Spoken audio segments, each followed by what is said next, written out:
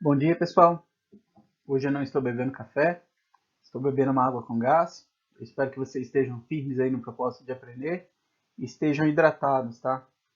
Não se esqueçam de se hidratar, porque neste calor que nós temos aqui é muito importante beber bastante água.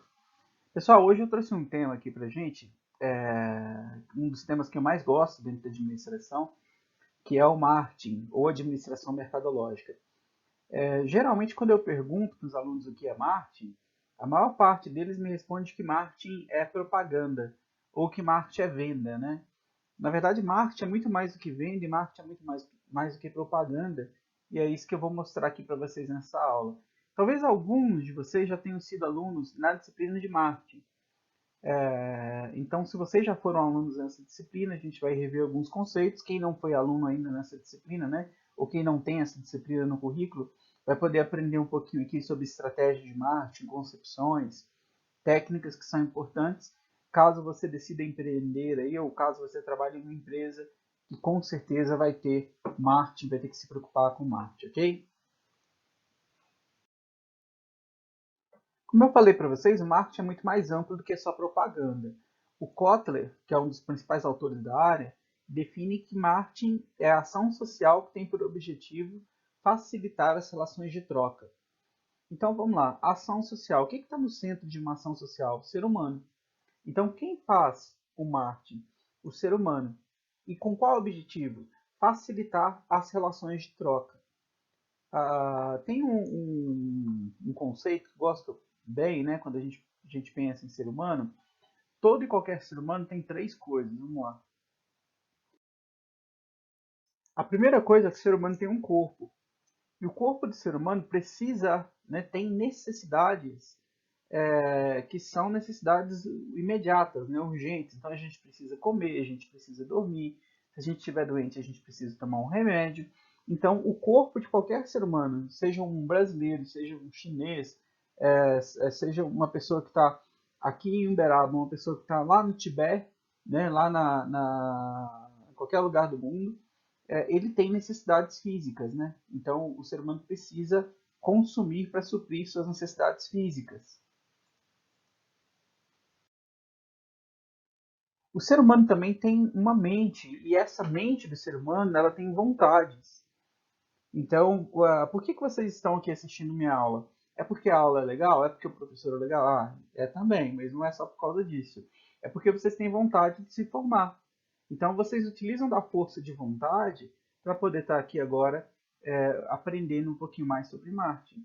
Se vocês não tivessem a força de vontade, provavelmente vocês estariam fazendo outra coisa, assistindo um filme do Netflix ou alguma outra coisa.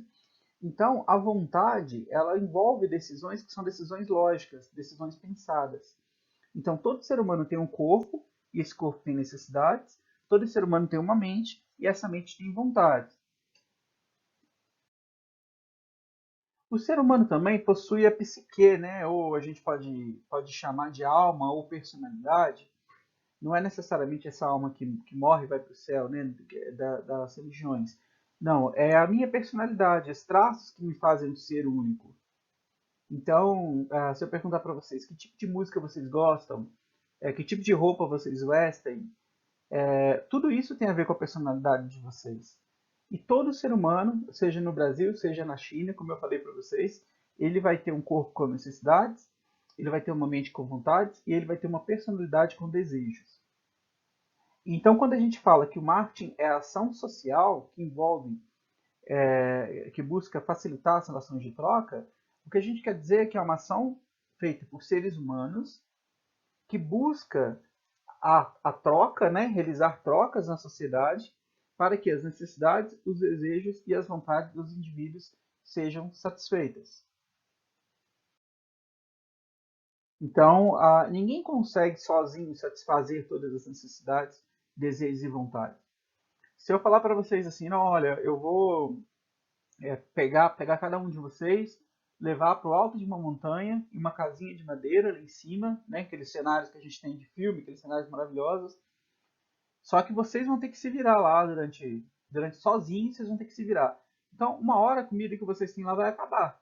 E aí, o que vocês vão fazer? Vocês vão plantar para ter mais comida, vocês vão criar animais, né? E se vocês precisarem de um agasalho?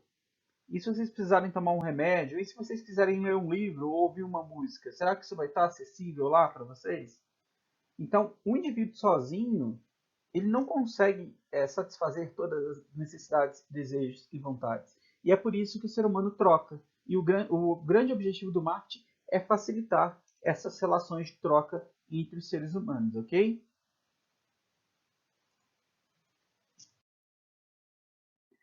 Por onde que eu começo a planejar o marketing da minha empresa? Qual é o primeiro passo para este planejamento, pessoal?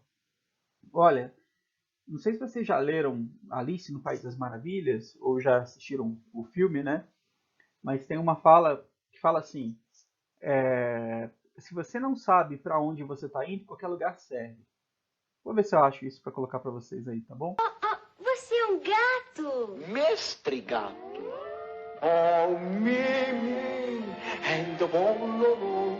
Oh, espere, não vá, espere! Muito bem. Terceiro Oh, verso. não, não, não. Obrigada, mas eu só queria saber que caminho tomar.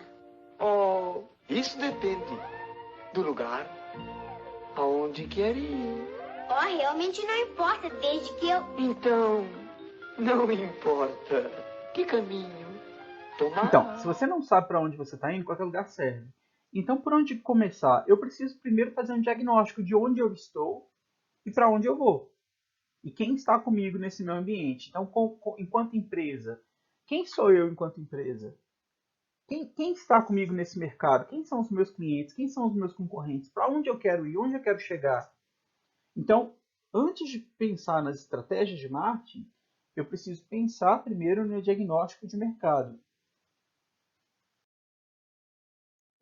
Então, quem é o meu cliente? Qual é o perfil do meu cliente? Quando nós falamos sobre o Canvas, o modelo de negócio Canvas, vocês tiveram a oportunidade de esboçar um pouquinho o perfil do cliente de vocês. O que meu cliente quer, afinal de contas? Será que eu fiz uma pesquisa de mercado? A gente viu no Design Thinking a importância de compreender, ok, o que o meu cliente quer de verdade. Então, se eu sei quem é meu cliente, se eu sei o que meu cliente quer, eu sei que o tamanho do meu mercado, ou seja, quantos clientes eu tenho, seja na minha cidade, na minha região, né, no Brasil, no mundo, como que esse mercado se comporta, tudo isso eu preciso entender antes de começar a fazer o marketing, ok? Quem são meus concorrentes, afinal de contas? Quais são os pontos fracos e os pontos fortes do meu concorrente? Eu também preciso compreender isso. Eu tenho que me diferenciar do meu concorrente, eu tenho que pensar uma estratégia diferente do meu concorrente. Ok? Então isso tudo tem que estar muito claro para mim. Quem são os meus clientes, quem são os meus concorrentes. Um caso interessante é o caso do Nubank. Eu vou ligar o laser aqui para mostrar para vocês. Olha só, se vocês pegarem outros cartões de crédito, se vocês pegarem um Nubank, vocês vão ver alguns diferenciais muito interessantes do Nubank. Por exemplo, o Nubank ele não quer dar ao público dele prestígio e diferenciação como o Diners Club, como o American Express, como esses cartões Platinum, né, Blacks aí oferecem. Ele não está interessado em um programa de vantagens que esses outros cartões têm, né, de milhagens e tudo mais. Ele não ganha na anuidade, no custo da anuidade. Os juros que ele cobra é mais baixo também, então ele não ganha tanto nos juros. Ele é um cartão mais difícil de você conseguir adquirir do que outros cartões. Você tem que ser indicado por alguém, pelo menos no início era assim. Mas o que ele te dá de vantagem? Olha, no Nubank você consegue bloquear com facilidade, acompanhar, mudar o seu limite. Você tem um controle das despesas, então pelo aplicativo do Nubank você sabe o que foi gasto, quando foi gasto, onde foi gasto. Você tem flexibilidade de pagamento da fatura. Você tem qualidade no atendimento, então atendimento pessoal, né? Então, o Nubank tem um caso muito interessante que um rapaz pagou 2 vezes em uma lanchonete e foi abrir a queixa, né, reclamação no Nubank, pedindo estorno, e eles mandaram para ele um presente, uma sanduicheira de presente e um livro de receitas e uma cartinha escrito à mão, olha, isso acontece, né? Então a gente está te mandando essa lancheira aí para você poder aproveitar, fazer seu próprio sanduíche em casa. Mas bem interessante, é a maneira diferente de tratar o cliente. Pessoal, outra questão importante que a gente precisa pensar é no posicionamento. Então, qual o espaço que a sua marca vai ocupar na mente dos consumidores? A gente chama isso de posicionamento. Existem milhões, milhares de marcas aí disponíveis no mercado. A minha marca precisa ter um posicionamento bem definido. Eu preciso ter um posicionamento, eu preciso criar uma marca, uma estratégia que vai ser lembrada pelo cliente. Então, se eu falar para vocês o seguinte, vamos lá. Pensem em uma marca de banco. Agora pensem em uma marca de maionese. Pensem numa marca de sabão em pó. Pensem numa marca de carro.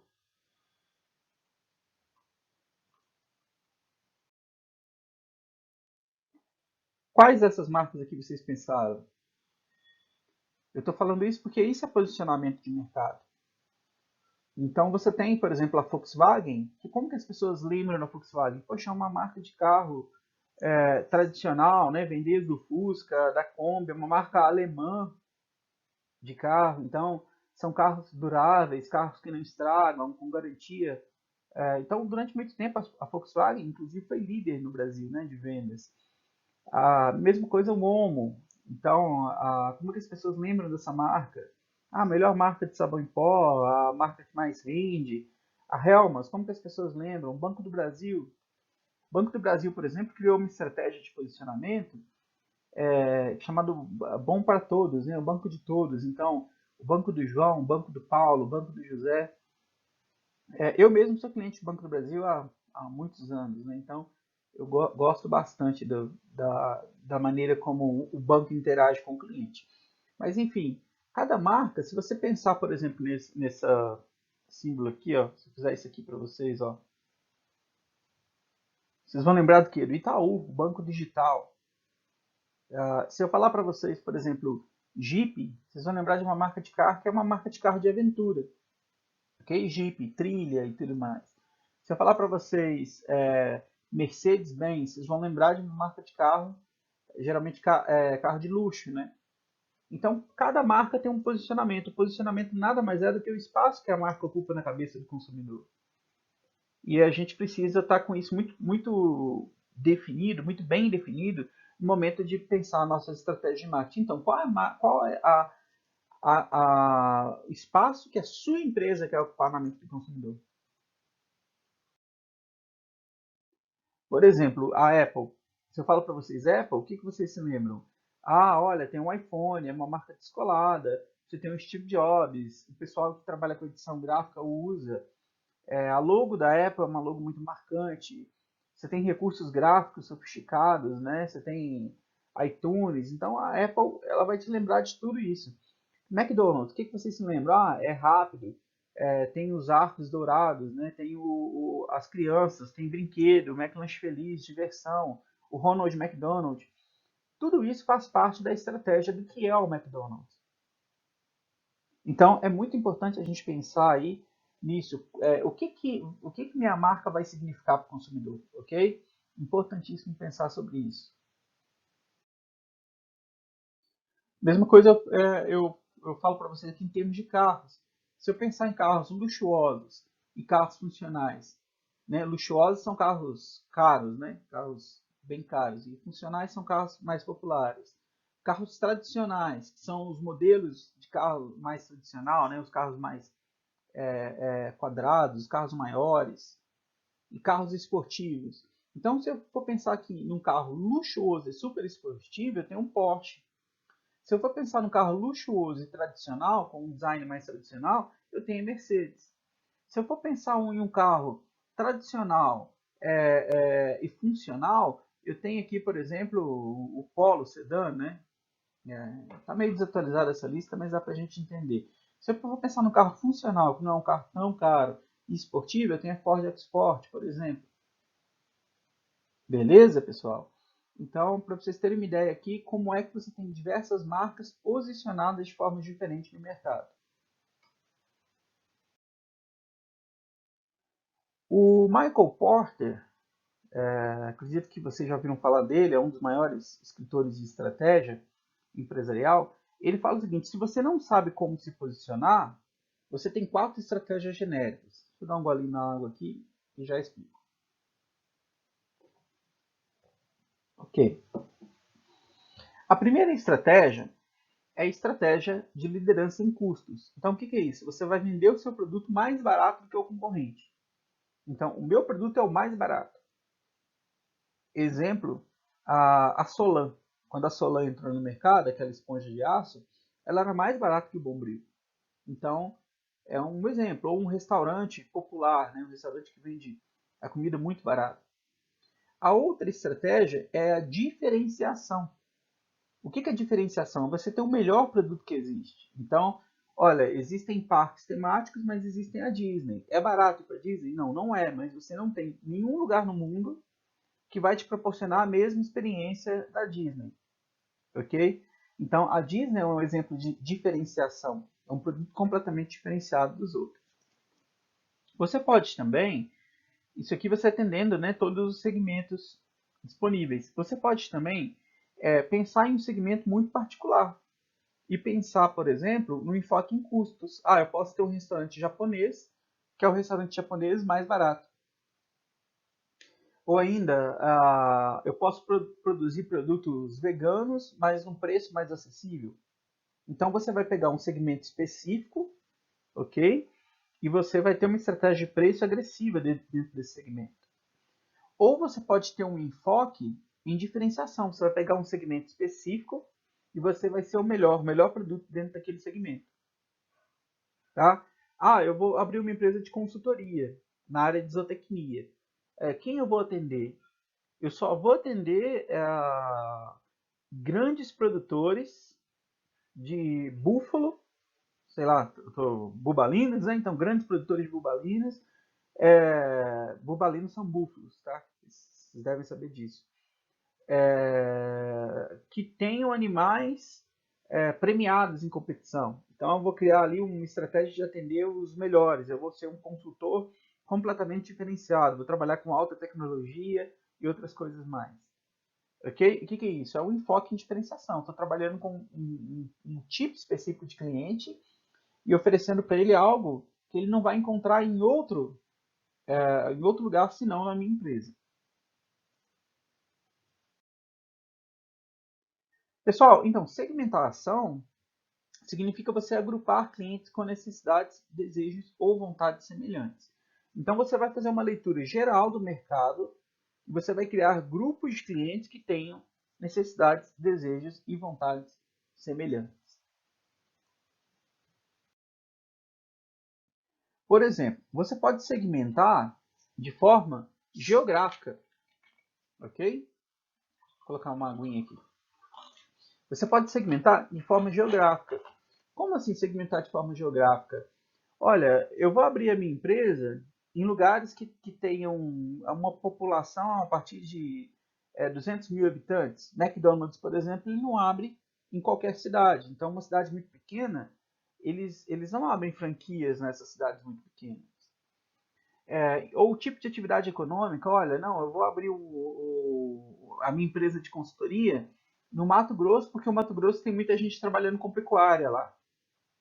Então, você pode escolher geograficamente o seu segmento.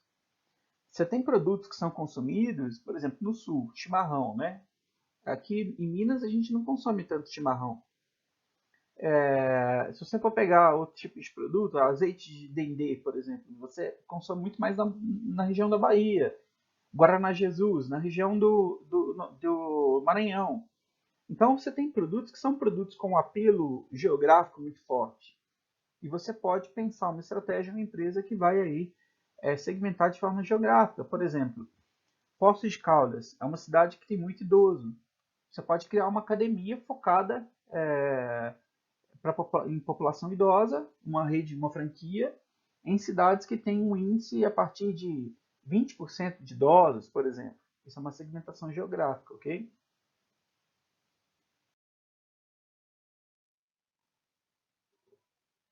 A segmentação demográfica, ela é muito ampla. É outro tipo de segmentação. E você pode segmentar de forma demográfica de várias formas diferentes. Por exemplo, idade. Eu tenho uma empresa que produz fraldas. Eu vou produzir fraldas para crianças, então eu vou ter uma fralda para bebê, uma fralda para criança de 1 ano, uma fralda para criança de 2 anos e uma fralda para criança de 3, 4 anos. Mas eu também vou fazer fralda geriátrica, né? Então fralda para idoso. Eu posso fazer isso também para pessoas idosos, né, que dependem de assistência médica, né? Então que precisam utilizar fraldas. Eu posso, por exemplo, segmentar por idade uma sessão de cinema. Não, eu vou passar os filmes infantis mais cedo e depois eu vou passar mais tarde os filmes de ação, os filmes de terror e assim por diante. Você pode segmentar, por exemplo, por sexo ou gênero, né? Então, por exemplo, o Kinder Ovo. Você tem um Kinder Ovo para menino e você tem um Kinder Ovo para menina. Você tem a loja de roupas para homens e a loja de roupa para mulheres. Então, você criou um tipo de segmentação. Segmentar por renda, né? Então, por exemplo, o banco faz muito isso. Você tem lá o cliente universitário que está começando a vida, que geralmente não tem tanto recurso, mas você tem a conta, sei lá, Santander Van Gogh, Bradesco Personalité, como é que chama o do Itaú? Bom, esqueci o nome da conta do Itaú, mas enfim. Não, Bradesco Prime e Itaú Personalité, né? É isso. Então você tem contas ali que são voltadas para pessoas que têm muito dinheiro aplicado, que têm bastante capital. Mesma coisa escolaridade. Você pode abrir uma livraria de livros infantis ou infanto-juvenis, ou abrir uma livraria de livros técnicos. Então é um exemplo. Classe social também. Classe social não tem necessariamente a ver com renda, tá? Então a pessoa pode ter uma renda alta e não consumir o suficiente para se enquadrar em uma classe social nível A, por exemplo. Ou ainda, pode ser o contrário, a pessoa não tem renda, mas ela consome mais do que tem renda.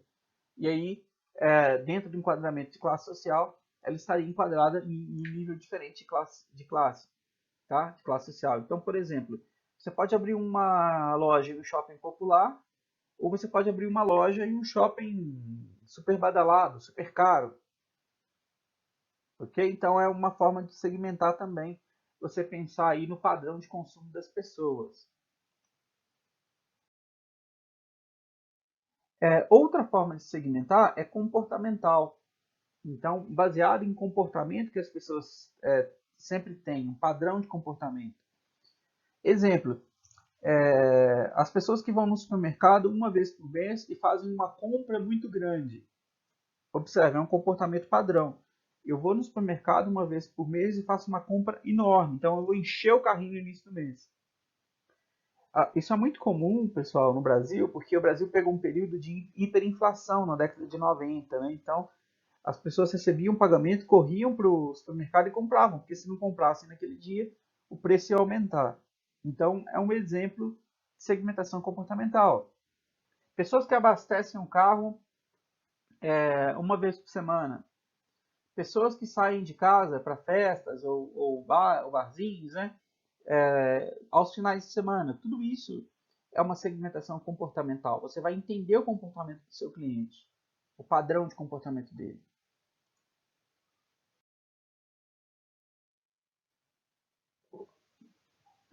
Segmentação psicográfica. A segmentação psicográfica ela é mais profunda do que a comportamental. A psicográfica ela considera o estilo de vida do indivíduo, né? Então, como é que a pessoa vive, o que para ela é relevante, onde que ela vai, né? Com quem que ela anda, como que ela pensa. Então você tem, por exemplo, os skatistas, né? Então, o pessoal que anda de skate, você tem toda uma moda voltada para o skate. Você tem, por exemplo, os aventureiros, pessoas que gostam de fazer trilha no final de semana, né? Que compram lá bicicletas caras para poder fazer mountain bike, por exemplo. Você tem os viajantes, pessoas que economizam dinheiro durante o ano para poder fazer uma ou duas viagens por ano, né? Viagens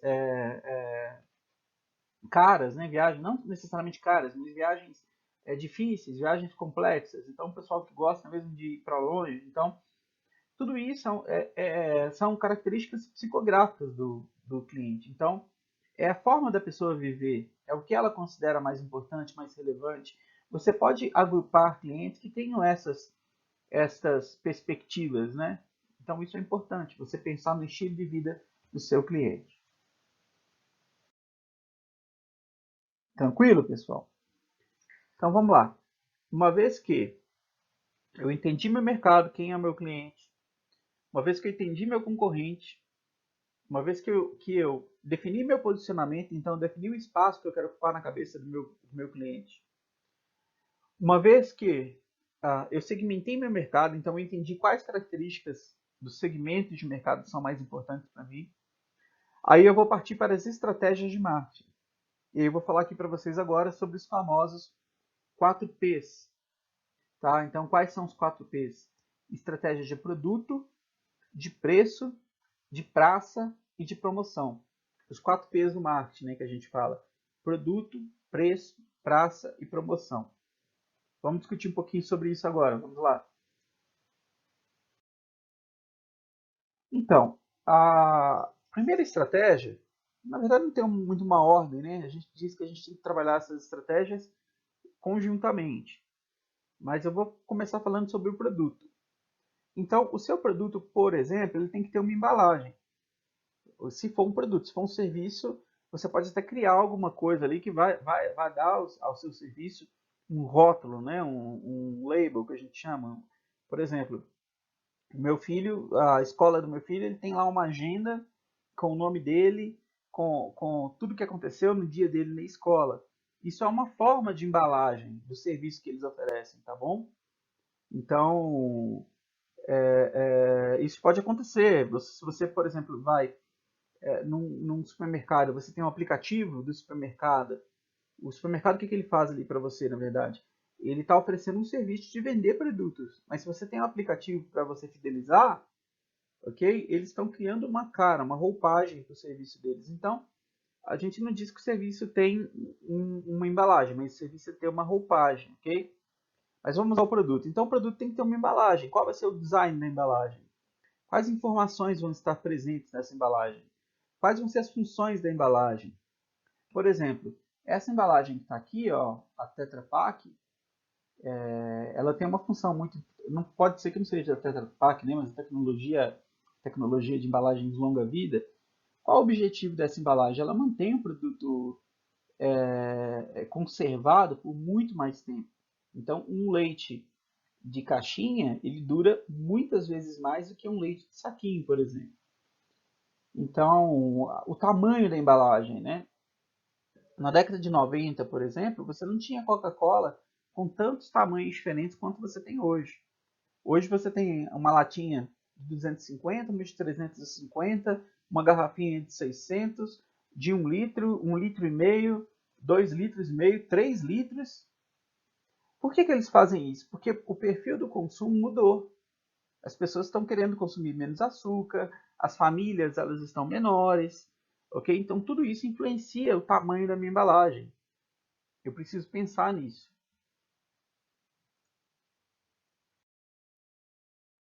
Outra coisa, garantia e assistência técnica. Tudo isso faz parte de marketing de produto, tá bom? Então, vou lançar um novo produto, tá bom? Será que eu vou conseguir gerar um conforto cognitivo do meu cliente? Por exemplo, essa marca Jack Motors, que agora está em alta no Brasil, né? A gente tem tido muitos comerciais aí, muitos produtos dessa marca na mídia. É uma marca que chegou no Brasil e é uma marca chinesa. E todo mundo desconfiou, né, no início. Será que é bom? O Brasil não tem tradição em comprar carros chineses, né? E aí ofereceram 6 anos de garantia no carro. E até colocaram um Faustão para fazer a propaganda, né, da marca. Então, olha só, 6 anos de garantia no carro, sem limite de quilometragem, é algo a ser considerado, porque significa que o carro tem boa qualidade. Tá? Então eu preciso pensar nisso. A Brastemp, por exemplo, é uma marca que se consolidou aí com a garantia, né? Com a estratégia de garantia. Aquela marca, a Philips, tem produtos da Philips que tem garantia vitalícia. Você compra o produto, né? Se ele estragar daqui a 5 anos, você pode ir lá e trocar. 10 anos, você pode ir lá e trocar. Porque eles sabem que o produto não vai estragar. Então, isso é muito interessante.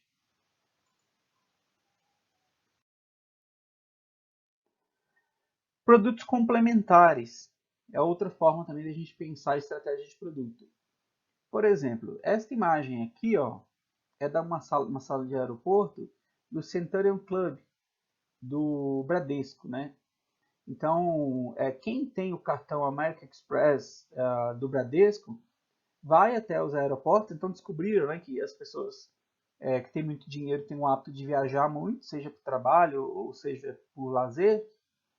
E quem tem um cartão de crédito da American Express consegue acessar essa sala. É uma sala climatizada, que você tem aqui televisões disponíveis, eles servem uísque, salgadinho, essas coisas. Então, é um ambiente diferenciado para quem frequenta com regularidade aeroportos.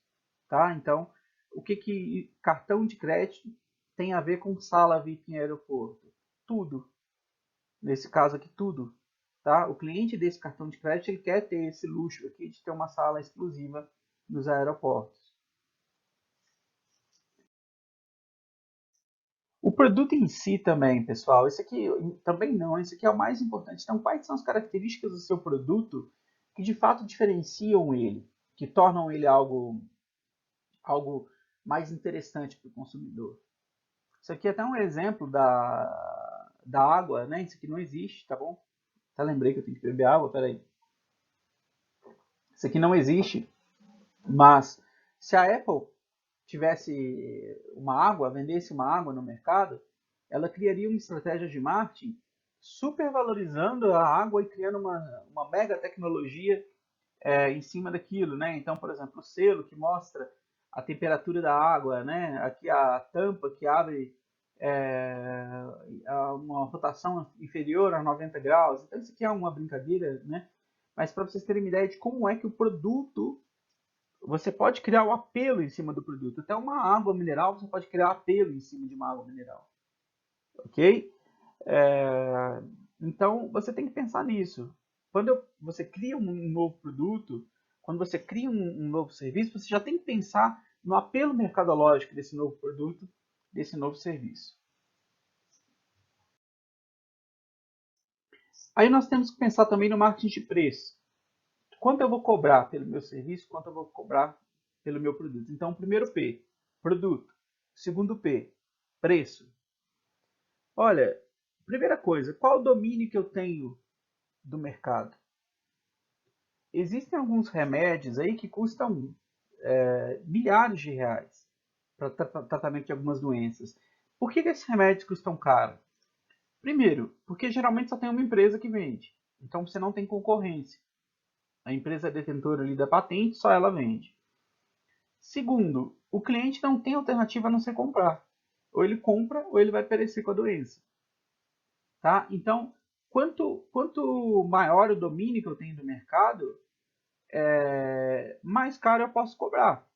Teoricamente, né? Devo, não necessariamente. Posso. Em alguns casos, sim. Então, a primeira coisa que eu tenho que analisar, qual é o domínio do meu mercado? Quanto minha concorrência cobra? Eu posso cobrar mais ou menos do que minha concorrência?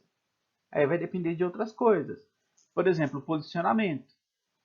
Se eu tenho uma empresa e eu me posicionei para ser melhor do que a concorrente, eu falo, não, peraí, meu produto é um produto com uma qualidade superior à do concorrente. Eu não posso ou não devo cobrar a mesma coisa que meu concorrente cobra. Eu tenho que cobrar mais do que ele. Para dizer para o meu cliente, não, olha, eu sou o melhor. É claro, pessoal, que isso vai depender muito do produto. Um caso interessante foi do lançamento do Xbox One e do PlayStation 4. O PlayStation 4 ele foi lançado no Brasil, a Sony cobrava o dobro do preço do Xbox One. Então, na época, a Sony cobrava R$ 4.000 no PlayStation 4 e a Microsoft cobrava R$ 2.000 no Xbox One. Com o tempo, eles foram chegando o preço no igual, né? Mas qual é a perspectiva do cliente quando são lançados dois consoles no mercado e um custa o dobro do outro? Ah, o que custa mais caro é melhor. Então, isso, no momento, né, no momento que foi lançado, a perspectiva da Sony era essa, era gerar uma impressão para o cliente de que, em termos de posicionamento, o PlayStation 4 era superior, ok? Outra coisa que eu tenho que considerar é a elasticidade. O que significa a elasticidade? É a proporção entre o meu aumento do preço e a redução das minhas vendas. Então, será que se eu aumentar meu preço 10%, eu vou perder 10% de vendas? Vou perder mais de 10% ou vou perder menos de 10%? Se eu perder menos de 10%, vale a pena aumentar. Se eu perder mais de 10%, não vale a pena. Tá? Então vamos imaginar aqui o cinema. Vamos supor que a entrada do cinema é R$20. Daí eles aumentam 50%, aumentam para R$30 a entrada do cinema. Será que eles vão perder 50% do público que vai lá? Ou será que não? Não, vão perder 20%, mas 80% vai continuar indo mesmo tendo aumentado o preço. Então, isso é a elasticidade. É o quão sensível a minha demanda é pelo aumento do meu preço. Outra questão, a sobrevivência da empresa. Então, o meu preço de venda tem que ser suficiente para poder pagar meus investimentos, as minhas despesas, os meus custos e outras coisas que estão envolvidas ali na minha operação, tá bom?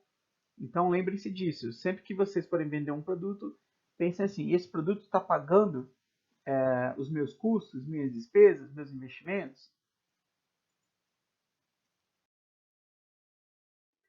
Eu também preciso pensar no modelo de cobrança. Por exemplo, eu coloquei aqui uma impressora da HP porque durante um tempo a HP ela vendia as impressoras por um preço baixo e você pagava caro no cartucho. Eu mostrei para vocês o caso da Nespresso, né? A maquininha não é tão cara, mas as cápsulas são. Então eles ganham muito mais dinheiro vendendo cápsula do que vendendo maquininha. Nespresso é aquela que você faz o café expresso em casa. Então como vai ser o meu modelo de cobrança? Ah, eu vou criar aí uma empresa de consultoria, né, que eu tenho dito para vocês. Como é que vai ser? A pessoa vai me pagar por mês, vai me pagar por visita, ela vai pagar um pacote de horas, e aí sempre que ela precisar ela me chama e eu vou lá. Como que vai funcionar o meu modelo de cobrança? Ok? Isso faz parte da minha estratégia de preço também. Beleza, pessoal. Falei para vocês sobre marketing de produto, marketing de preço. Agora vamos falar sobre marketing de praça, que envolve, por exemplo, a localização e a estrutura do meu negócio. Um caso muito interessante de marketing de praça é o McDonald's. Qualquer lugar do mundo que você for, você vai reconhecer uma loja do McDonald's. Por esses arcos dourados, né, pela maneira como a loja é pintada, pela maneira como ela é organizada por dentro, você vai conhecer a loja. Então, é até interessante. Uma vez o dono do McDonald's falou assim, não, nosso negócio não é hambúrguer, nosso negócio são imóveis. Porque nós estamos nas principais esquinas do mundo. E se você for analisar, é verdade, os caras estão, né, nas esquinas mais movimentadas, nas esquinas mais valiosas do mundo, você tem McDonald's. Então, marketing de praça envolve isso. Onde meu negócio vai funcionar? Onde a minha empresa vai se instalar? E por que ela vai se instalar ali? Qual é a explicação que eu tenho? Como é que ela vai se estruturar para poder atender o cliente? Então, por exemplo, aqui no McDonald's você tem o drive-thru, né, que você entra ali, faz o pedido, pega seu lanche e sai com o carro. Como que a minha empresa vai ser? Eu vou ter algum mecanismo desse tipo? Eu tenho que pensar nisso. Qual estratégia eu vou utilizar em termos de localização e qual estratégia eu vou utilizar em termos de estrutura? Ok? Como é que eu vou estruturar o meu negócio para atender o meu cliente? A maneira como eu distribuo também o meu produto. Meu produto ele pode ser distribuído da minha empresa direto para o cliente. Ou ele pode ser distribuído em uma loja. Então eu sou lá a fábrica, eu vou vender para um supermercado e o supermercado vende para o cliente. Ou ainda, você pode ter um atravessador no meio, né? Você pode, ó, eu vou produzir, vou vender para um atacadista, o atacadista vai vender para o varejo e o varejo vai vender para o cliente. Então, como é que eu vou distribuir o meu produto? Um caso interessante é da Natura. Já falei da Natura para vocês em outras vezes, né? Mas olha só, você não tem lojas da Natura. Quem é que vende produto da Natura? As consultoras de beleza, tá? Que são pessoas remuneradas aí para poder comercializar o produto da Natura, né? Então, geralmente elas ganham comissão em cima da venda dos produtos, né? Então, como é que eu vou distribuir o meu produto? Como é que eu vou fazer ele chegar até o meu cliente? Isso é estratégia de praça.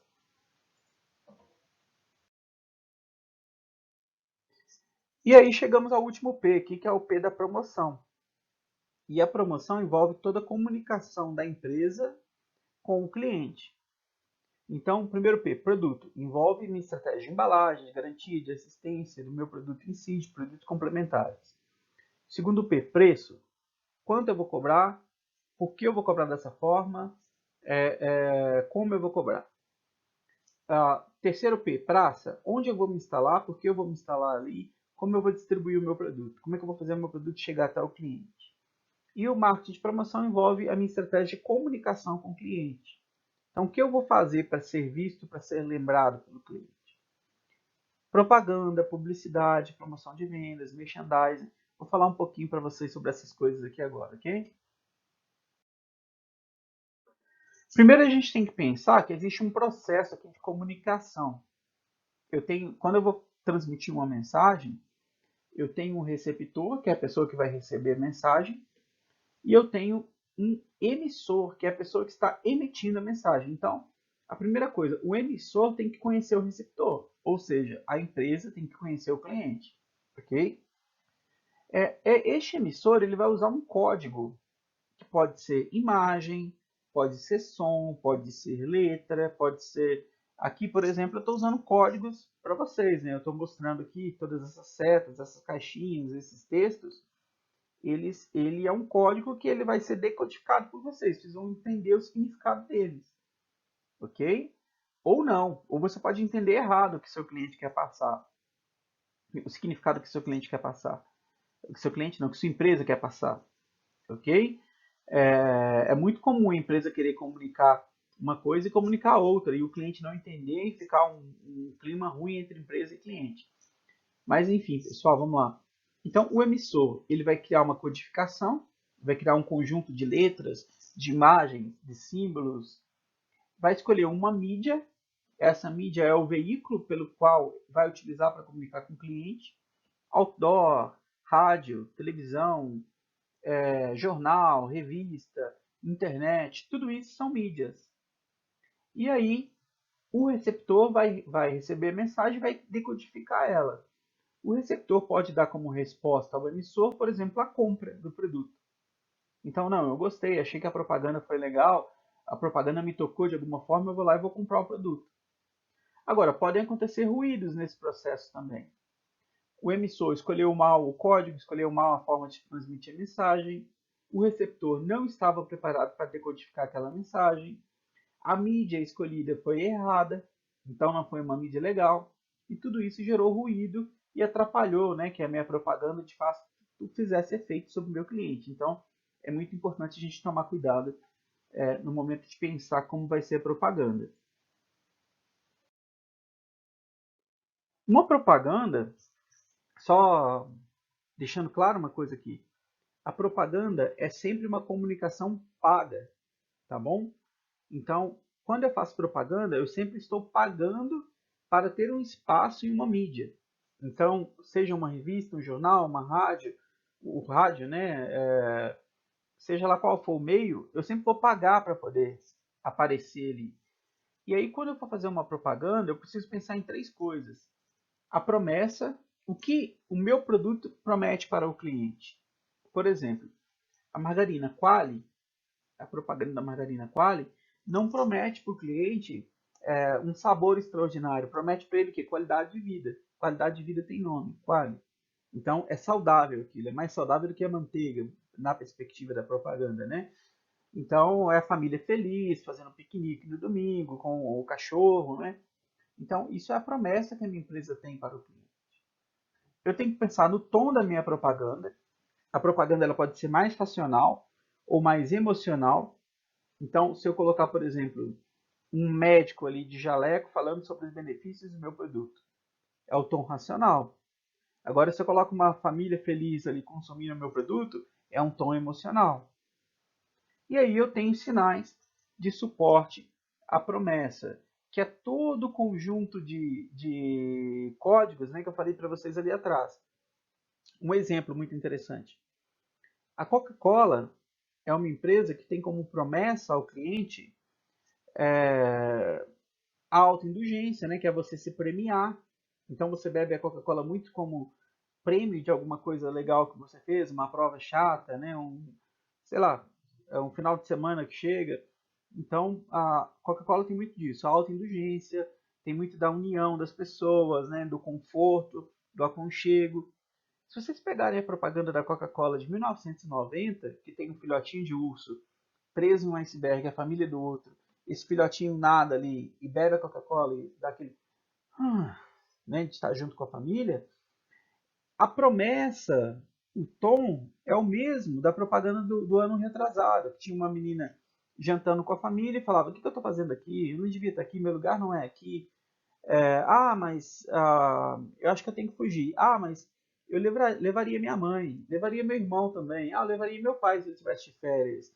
E ela vai e bebe a Coca-Cola. Então, assim, apesar de ter mudado o cenário, os personagens e tudo mais, os sinais, né, vamos dizer assim, de suporte, a promessa e o tom da promessa continuou sendo o mesmo.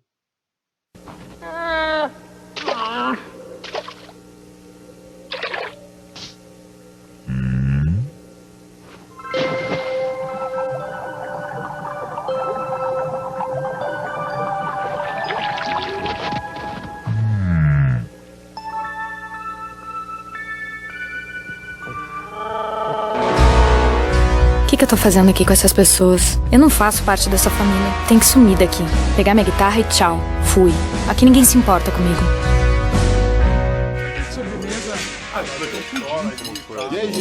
Se bem que a minha mãe, eu levaria comigo. E o meu pai de férias, talvez. Pra fazer companhia pra ela. E o João, pra ele consertar meu celular. Talvez o jeito seja fugir todo mundo junto. Então é interessante a gente pensar sobre isso. A gente pode manter uma mesma promessa, o mesmo tom, mudando os sinais de suporte à promessa. Pessoal, a publicidade, a gente diz que é uma divulgação espontânea. Então, diferente da propaganda que eu paguei para poder aparecer no veículo, a publicidade eu não pago. A publicidade, a mídia a imprensa vem até a minha empresa saber, né, sobre o meu produto, sobre o meu serviço. Então, saber fazer publicidade é essencial. Saber comunicar com a mídia é essencial. E aí eu pergunto para vocês, o que eu vou comunicar que tem relevância para a mídia? O que justifica o interesse da mídia na minha comunicação?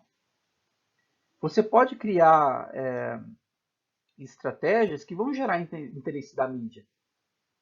Por exemplo, aqui em Uberaba teve uma empresa que inaugurou no shopping que vende produtos para festas, né? Que eles fizeram a maior escultura de chocolate da América Latina, do mundo, alguma coisa desse jeito. Fizeram uma casa com o Chico Xavier de chocolate ali. Então, esse tipo de coisa gerou muita mídia. Todo mundo foi lá ver. A imprensa foi lá cobrir isso. Tá? Saiu em jornal, saiu em revista, saiu na televisão. Então, observem. Isso é uma estratégia de publicidade. Você faz com que sua marca apareça sem ter que pagar o veículo, mas você vai gerar alguma coisa ali que é interessante para o veículo divulgar. Tranquilo? Outra. Então, gente, olha lá. Tudo isso que eu estou falando, propaganda, publicidade, tudo isso faz parte do P chamado promoção. Eu tenho dentro do P chamado promoção uma estratégia chamada promoção de vendas. O que é promoção de vendas? Eu vou adotar uma estratégia que vai fazer com que meu cliente compre o produto por impulso.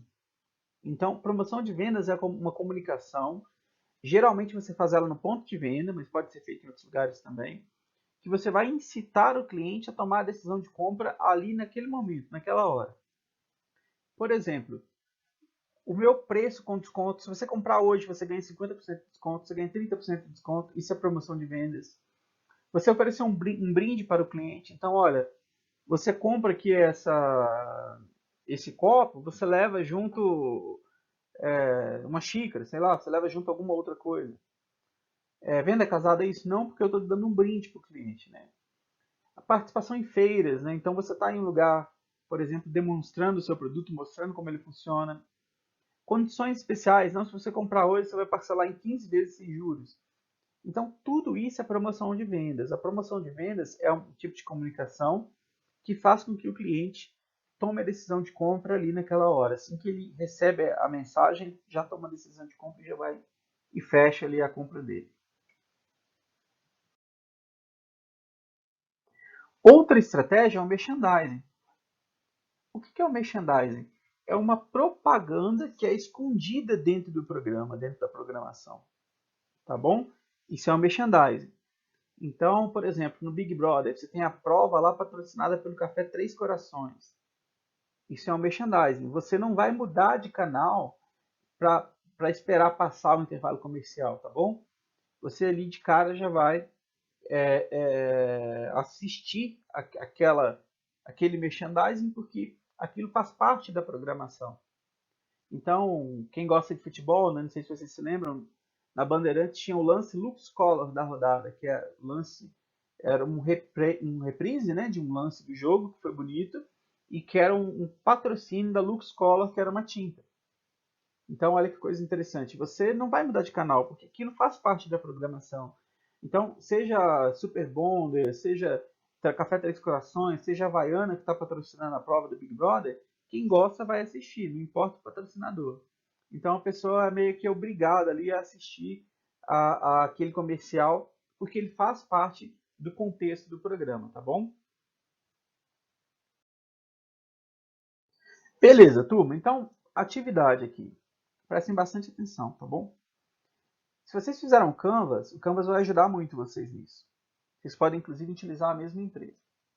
Então, eu quero que vocês façam um pequeno plano de marketing, tá? Coisa simples aí, uma página, 2 páginas, dizendo o seguinte: quais são as características do meu produto que vai fazer com que ele se venda? Então, embalagem, assistência técnica, garantia, produtos complementares, características do meu produto em si. O que vai fazer o meu produto vender? Quanto eu vou cobrar pelo meu produto e por quê? Ah, eu vou cobrar R$10 porque é o preço da concorrência. Ah, vou cobrar 50 porque é a minha estratégia de posicionamento. O que vai justificar a minha cobrança? Onde e como eu vou vender o meu produto? Ah, eu vou vender por meio de parceiros. Eu vou abrir uma loja. Ah, qual é a minha estratégia aí de praça? E onde e como eu vou anunciar? Então, que estratégia eu vou utilizar para poder fazer a minha mensagem, fazer o meu produto chegar até o meu cliente? Beleza? Basicamente é isso, pessoal. A gente se vê na próxima aula, então. Um abraço a todos. Não se esqueçam de beber bastante água e se hidratar aí nesse calorão que está fazendo. Abraço.